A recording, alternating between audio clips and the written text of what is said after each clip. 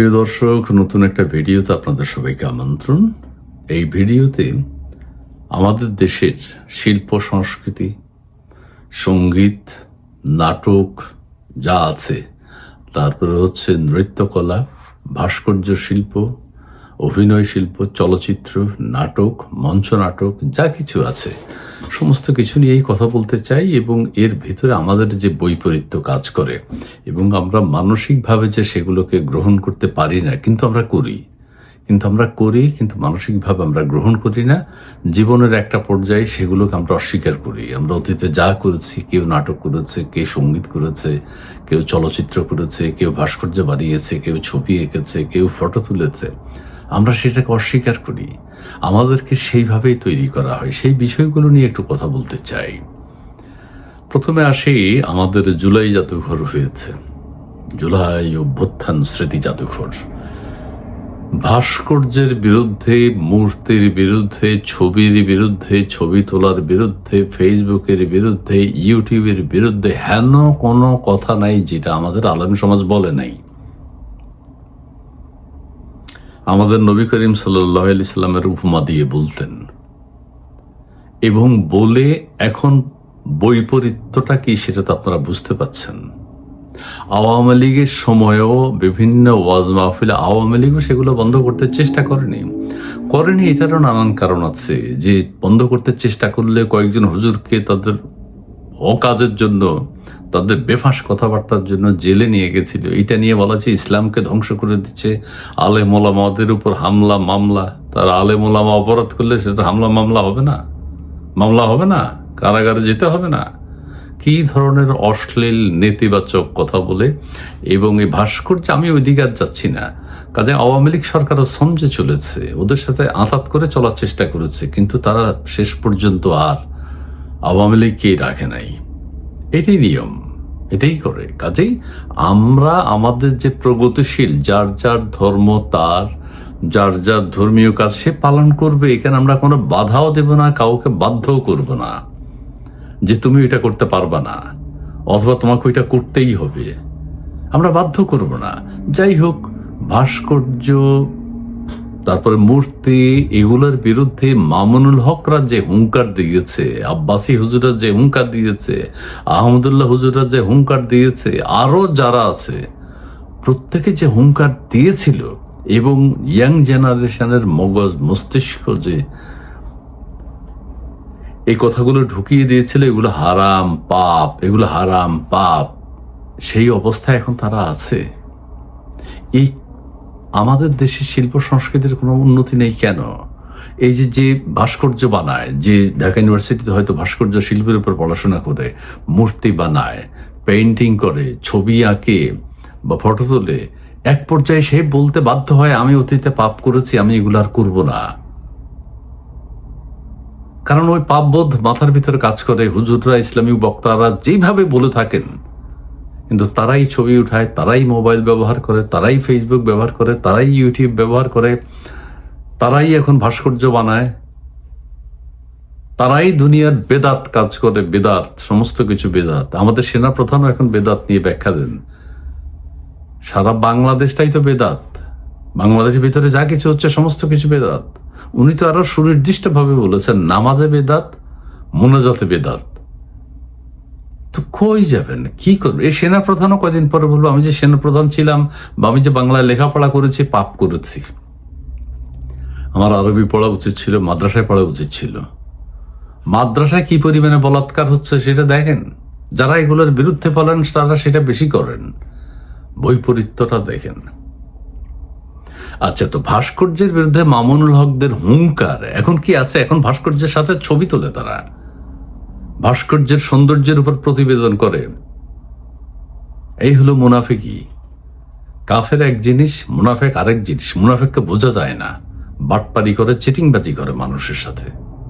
এই মামুনুল হক সাহেবরা তো এই মূর্তি ভাঙা উচিত ছিল, ভাস্কর্য ভেঙে ফেলা উচিত ছিল। এখানে তো মিউজিয়াম হওয়ার কথা না, মিউজিয়ামটাই তো বেদাত। মিউজিয়ামেই তো অনেক কিছু সংরক্ষিত রাখা হয়। রাসূল সাল্লাল্লাহু আলাইহি ওয়াসাল্লাম তো সেগুলো সংরক্ষিত রাখতেন না। ওনার ছবি কি সংরক্ষিত আছে? নেই। তাহলে তোমরা কেন এগুলো আবার সংরক্ষিত রেখেছো এখন, যদি বিশ্বাসই না করো? রাসূল সাল্লাল্লাহু আলাইহি ওয়াসাল্লামের উদাহরণ দাও তোমরা, যে আমাদের নবীজির ছবি কি আছে? আচ্ছা, নবীজির ছবি থাকতে হবে কেন?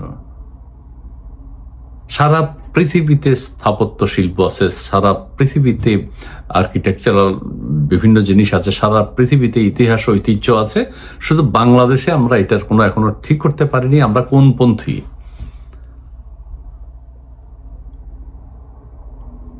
এক একজন এক এক কথা বলে। এখন তো হেফাজতের যারা আন্দোলন করেছে এদের ছবিও আছে। তো তোমরা শুরুতে নিষেধ করলে না কেন যে আমাদের এগুলো নিয়ে ভাস্কর্য হবে না? তোমাদের কাছে যখন ছবি টবি চাইছে, ছবিও রাখা আছে, ভাস্কর্য বানিয়েছে, এখন বলছে মুখ ঢেকে দিতে হবে। এতদিন শুনছি ভাস্কর্য ভেঙে, এখন আর মুখ ঢেকে দেওয়ার মানেটা কি?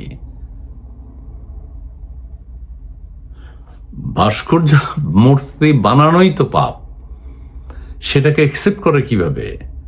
এইটা এখন ওই গণভবনের দেয়াল আবার ভাঙতে হবে, আবার ভেঙে সমস্ত কিছু তছনছ করে দিতে হবে। যে একটা ধ্বংসযজ্ঞের স্মৃতিচিহ্ন কেন রাখবা?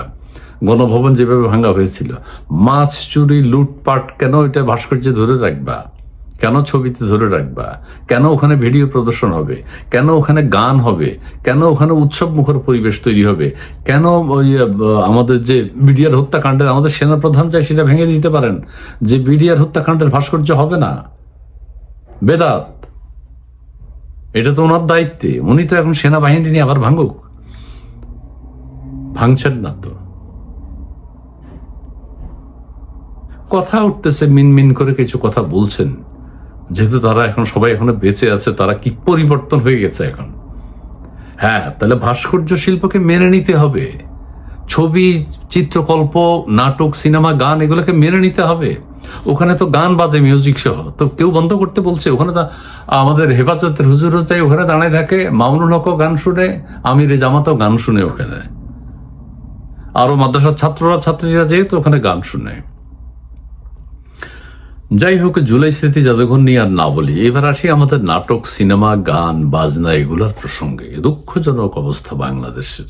ছোটবেলা থেকে আমিও ওইভাবে তৈরি ছিলাম যে আমার যে গান বাজনা হারাম, নাটক সিনেমা চলচ্চিত্র করলে পাপ হবে, নাটক করলে পাপ হবে। কিসের পাপ? কেন পাপ হবে? আমি কোনো মন্দ কাজ করব না, কি জন্য পাপ হবে? সারা পৃথিবী করছে। যার প্রতিভা আছে এটাও তো আল্লাহর দান। যে সঙ্গীত করতে পারে এটা তো আল্লাহর দান। নাটক অভিনয় করতে পারে, আমরা বলি না জন্ম থেকে প্রাপ্ত আল্লাহর ঐশ্বরিক কণ্ঠ, ঐশ্বরিক গান, ঐশ্বরিক অভিনয় দক্ষতা আল্লাহই তো দেন সমস্ত কিছু। তা আমরা এটার বিরোধিতা করব কেন? আমি আমাদের চলচ্চিত্র, নাটক, টেলিভিশন, এই যে সম্প্রতি, অতি সাম্প্রতিক সময় আমাদের হাসান মাসুদ সাহেব একজন বিশিষ্ট অভিনেতা, তিনি এখন বলছেন আমি এগুলো করি না, এগুলো আমি হজ করেছি, এখন আমি। আচ্ছা, এটা তো সবসময় করতে পারেন। এটা আপনি যখন অভিনয় করছেন তখনও 5 ওয়াক্ত নামাজ পড়েন না, হজ করে আসেন। আর যদি হজই করেন, এগুলো যদি নিষিদ্ধ হয় তাহলে তো কন্ট্রাডিক্টরি। এখন বিজ্ঞাপন করবেন কেন? আপনি বিজ্ঞাপনও তো না জায়েজ, বেদাত। আপনি এখন বিজ্ঞাপন করবেন, নাটক সিনেমা করবেন না, তার মানে নাটকটা পাপ, সিনেমাটা পাপ। এরকম অসংখ্য উদাহরণ আছে। আমাদের শাবনুরের কথা বলি, এখন বোরকা পরে, আবার বলে ভারত চরিত্র পেলে অভিনয় করবে। আগে যা করছে সেটা নাকি পাপ করছে। আমাদের চিত্রনায়িকা শাবানার কথা দেখেন, শাবানা বোরকা পরে চলচ্চিত্র করে টাকা পয়সা ইনকাম করছে, এখন বলো এটা ভালো না। আমাদের দেশে কোনো নাট্যশিল্পী তৈরি হয় না, ওই পাপবোধ। সিনেমার শিল্পী তৈরি হয় না, মঞ্চ নাটকের কেউ তৈরি হয় না। আমাদের দেশে কোনো গান বাজনার ভালো শিল্পী হয় না। পৃথিবীর বিভিন্ন দেশে আছে, শুধু বাংলাদেশে নেই। আমাদের ওমর সানি সাহেব মনোজন হুজুর, আমাদের মিশা সওদাগর করে ভিলেন, মসজিদের দিকে দৌড়াচ্ছে। মসজিদের দিকে তো দৌড়াবেন, আপনি সবসময় করবেন, আপনি এটা দেখাবেন কেন? আবার চলচ্চিত্রে, নাটকে, নামাজে যদি পড়েন, আপনার নামাজের সাথে তো হুজুররা বলে যে চলচ্চিত্র যায় না, তা আপনি এটা বন্ধ করেন না কেন? চলচ্চিত্র, নাটক, আবার এফডিসির ভিতরে একটা মসজিদ বানিয়ে দিয়েছে। আরে মসজিদ আর এফডিসি তো একসাথে যায় না। এটা তো হুজুররাই প্রতিবাদ করা উচিত ছিল যে এফডিসির ভিতরে মসজিদ হবে না, অথবা হইলে এখানে এফডিসি অভিনয় শুটিং চলবে না, মসজিদ হলে শুটিং চলবে না। কন্ট্রাডিক্টরি তো। আমরা তো কোনো কিছুর সাথে কোনো কিছু মিলাইতে পারি না, আমাদের চরিত্র গঠনে হয় না। কি করব আমরা? এই জাতির কি হবে? একদল বিশ্বাস করে সিনেমা করে এসে ইলিয়াস কাঞ্চন সাহেব হুজুর ওয়াজ করতে দিলে ইলিয়াস কাঞ্চন সাহেব ওয়াজ করতে পারবে, আমাদের মোরসানি ভাইও ওয়াজ করতে পারবে। গিরে ভাই, আপনি তো ছবি করছেন, ছবি করে নামাজ রোজা করেন, সবকিছু আল্লাহ দেখবে। কিন্তু আমরা তো বাই বর্ন মুসলমান পরিবার, আমাদের জন্ম, আমরা তো মুসলিম হিসেবে নিজেকে ডেভেলপ করেছি। এখন আবার নতুন করে মুসলিম হতে হবে কেন? নতুন করে ইসলাম ধর্ম গ্রহণ করতে হবে কেন? এতদিন আপনি কাফের ছিলেন, মুরতাদ ছিলেন, নষ্ট ছিলেন চলচ্চিত্র করে, তার মানে তো আপনি এতদিন নষ্ট ছিলেন।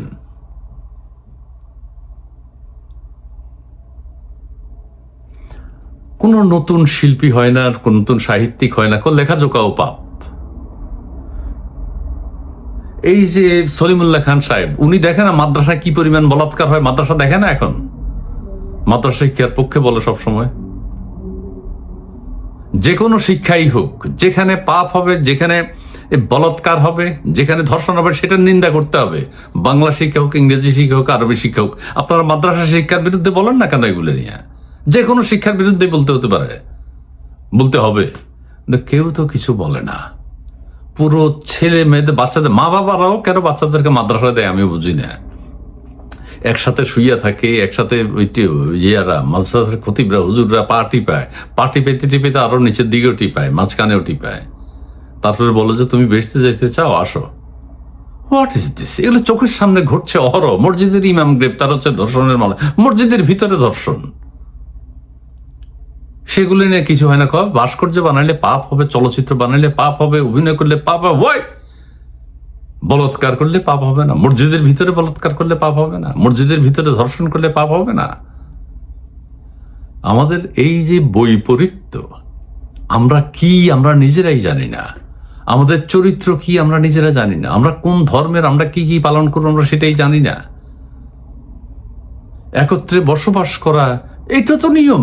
আমরা কেন হিন্দু ভাইদেরকে আমাদের অশ্রদ্ধা করবো? আমরা কেন অন্য ধর্মদের বৌদ্ধ ভাইদেরকে অশ্রদ্ধা করবো? এটা তো বাংলাদেশে জন্ম, আল্লাহর সৃষ্টি। আমাদেরকে তো একমুখী হতে হবে ভাই। শিল্প, সাহিত্য, সংস্কৃতি, সৌদি আরবের শিল্প সংস্কৃতি সৌদি আরবের মতো, আমাদের দেশের শিল্প সংস্কৃতি আমাদের মতো হতে হবে, এটাই নিয়ম। ভাস্কর্য সারা পৃথিবীতে আছে। আজকে মিশরের এগুলো যদি ধ্বংস হতো, মিশরের যদি পিরামিড না থাকতো, আমরা কেন বুঝতাম? মিশরের যে ভাস্কর্যগুলো আছে, এগুলো যদি না থাকতো, সভ্যতা কোথায় ছিল, মুসলিম সভ্যতা, হিন্দু সভ্যতা, আর্য সভ্যতা, অন্যান্য সভ্যতা, কিছুই তো আমরা জানতাম না। যা কিছু ভালো তা কিছুর সাথে থাকতে হবে, সেটাই মানুষের দায়িত্ব। পৃথিবীতে যা কিছু মন্দ, সেটা সমস্ত শ্রেণীর মানুষকে বর্জন করতে হবে। Very simple. ভাস্কর্য বানালে যদি আমার কোনো ক্ষতি না হয়, আমি কেন সেটা বানাবো না? ইতিহাস ঐতিহ্য সংরক্ষণের জন্য একটা মিউজিয়াম থাকলে যদি ভালো হয়, সেটা আমি কেন করব না? একটা গান গাইতে পারলে, একজনে যদি ভালো গাইতে পারে, আমরা কেন বলবো না? একজনে ভালো ওয়াজ করতে পারে, করুক। একজনে ভালো গজল করতে পারে, করুক। যার যে যোগ্যতা আছে, যা কিছু ভালো, যা কিছু অন্যের ক্ষতি করে না, তা কিছু সকলের জন্যই মঙ্গল, এবং সেটাই আমাদের টার্গেট হওয়া উচিত। যাই হোক, আমি চলচ্চিত্র নাটকের কথা বললাম। আপনারা দেখেছেন, নাটক থেকেও অনেকে বলে আমি এখন হুজুর হয়ে গেলাম। তার মানে তুমি এতদিন পাপ করেছো। শাবানা এতদিন পাপ করেছে। পাপের টাকায় আমেরিকা আছে চিত্রনায়িকা শাবানা ম্যাডাম। পাপের টাকায় আমেরিকা আছে, পাপের টাকায় শাবনূর অস্ট্রেলিয়ায় আছে, সিনেমার টাকায়। যদি সেটা পাপের টাকায় হয়, তা সেগুলো গরিব দুঃখীকে দিয়ে দাও। আর না হলে তোমার চলচ্চিত্রকে তুমি স্বীকার করতে হবে যে আমি ভালো কাজ করেছি, অন্যরা এগিয়ে আসুন। কেউ তো এগিয়ে আসে না। ছেলেমেয়েরা কেউ নাটক সিনেমা করতে চায় না, গান গাইতে চায় না। বাবা পাপ হইবে। কিসের পাপ? কেন পাপ? যা কিছু মঙ্গল, কল্যাণকর, সমস্ত কিছুর সাথে মানব সভ্যতাকে মিলিয়ে চলতে হবে। যা কিছু ধ্বংস, যা কিছু মন্দ, সেটা মাদ্রাসা হোক আর স্কুল হোক আর ইংলিশ মিডিয়াম স্কুল হোক আর যেটাই হোক, সেটা মন্দই।